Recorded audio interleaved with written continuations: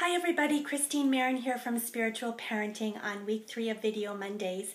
If you've had a chance to look up top there what I wrote, you'll see that this week's question started off quite broad. The question was basically, how can I discipline my toddler peacefully? So Mom and I had a few Facebook chats and we narrowed things down, and we agreed that giving her little boy lots of choices would be a really great place to start, and we touched on some other things. So today's installment is about choices and some other things that I believe to be true about toddlers. So if we take a look at toddlers by their very nature, you know, sort of that 2, 3, maybe even 4-year-old, they don't always have a whole lot of control or say over what goes on in their lives.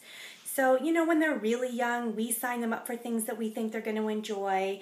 They often play with the friends of our friends because at 2, you know, they haven't really had a whole lot of time here to have made their own friends.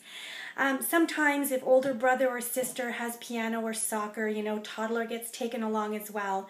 So just by the very nature of being that age, sometimes there's not a whole lot of say and control that they have in their lives. And the other thing that I think that I just love about toddlers, that I think is really a good idea to keep in mind, is they are super curious about everything.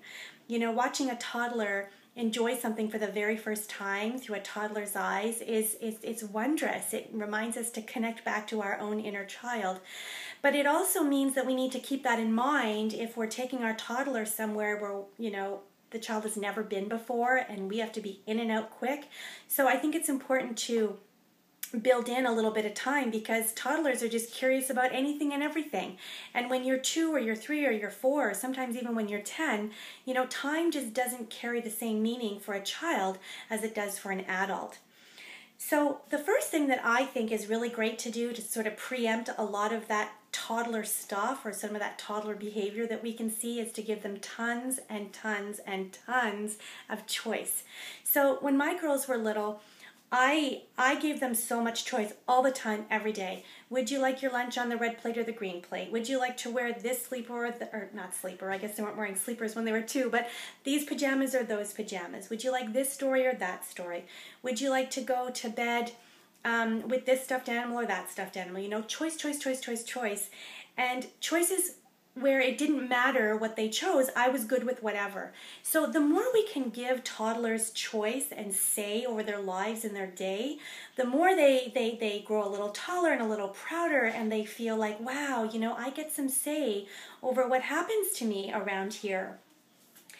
The other thing that we can do is we can forward plan with our toddlers. This is good for children of any age, but particularly in those younger years, you know, 2, 3, 4, 5, even 6. You know, we give them the X minute warning. So in 10 minutes we need to leave, or in 10 minutes it's going to be time to turn the TV off and we'll do a puzzle, or we'll do Play-Doh, or do something else. It's also really nice to preview a day with a toddler. So, you know, let's talk about what we're going to do today. And you talk about that you might need to go grocery shopping, but there'll also certainly be time to break out that new game that they got for their birthday. So when a toddler knows what's coming up and what they can expect and count on and rely upon, it really builds in a sense of trust, a sense of being able to relax into their day. And I always found when I did those kinds of things, cooperation just, you know, went right through the roof. So another thing that I think is really important to keep in mind with toddlers especially is, are our expectations reasonable? Now, I'm not just saying, are the expectations that you have for your 4-year-old reasonable for all 4-year-olds? I mean, are the expectations that you have reasonable for your 4-year-old? So, you know, we could have 10 4-year-olds and we could say to all of them, please go upstairs and tidy your room. And we could go upstairs and 8 of them have put everything away where it goes. And you could have another one that decided to read a book instead because their favorite book was lying on the floor. And that 10th child could, you know, walk to the threshold of his bedroom, get a little overwhelmed because there's a lot of stuff on the floor, and scan the room and go, oh, my Lego, and sit down and start playing Lego. So you come up and wonder why nothing's been put away, and except maybe there's more Lego out. And that's because, you know, that child is telling you that he needs your help and maybe doesn't understand what cleaning up his room really looks and sounds like. So what happens when cooperation is not where we would like it to be? What happens when we see things, behaviors like what this mom shared with me that she sometimes sees in her son, like hitting and pushing and just being angry and behaving in a way that, needs some guidance and some discipline. So what do we do then? First of all, I think it's important for us as parents to realize that when a child is in that state, and like a behavioral state of really, pushing and yelling and biting or any of those things, what that child is saying is, I need your help. I really need your help. My emotions are out of control. My behavior is out of control. Oh, there's my phone. And I need your help. Because that child in that moment is really struggling. And what saddens me is that what conventional and mainstream society would have us do, what conventional and mainstream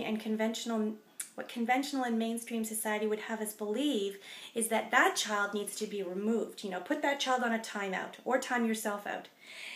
And, I say time yourself out if you know that you're going to lose control and, do something that you're really, really going to regret later. But all things being equal and understanding that you're not going to lose control in that way, I think that what happens when we remove ourselves from our child or we remove our child from ourselves, what we're doing is we are sending a message to our child that says, I only want to be around you when your behavior suits me.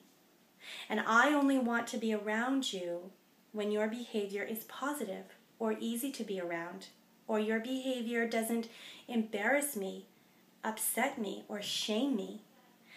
So the thing to keep in mind is that, life is messy. Life can be messy. Children's behavior can be messy. Adult behavior can be messy. And expecting everything to roll along every day being peachy keen and no issues, no problems, no challenges, I think is just unrealistic. That's just not the way it goes. And so if I can just shift the focus here for a minute and switch into we as beings, as being spiritual beings, I think it's really important to remember that each of us on this planet have both light and shadow.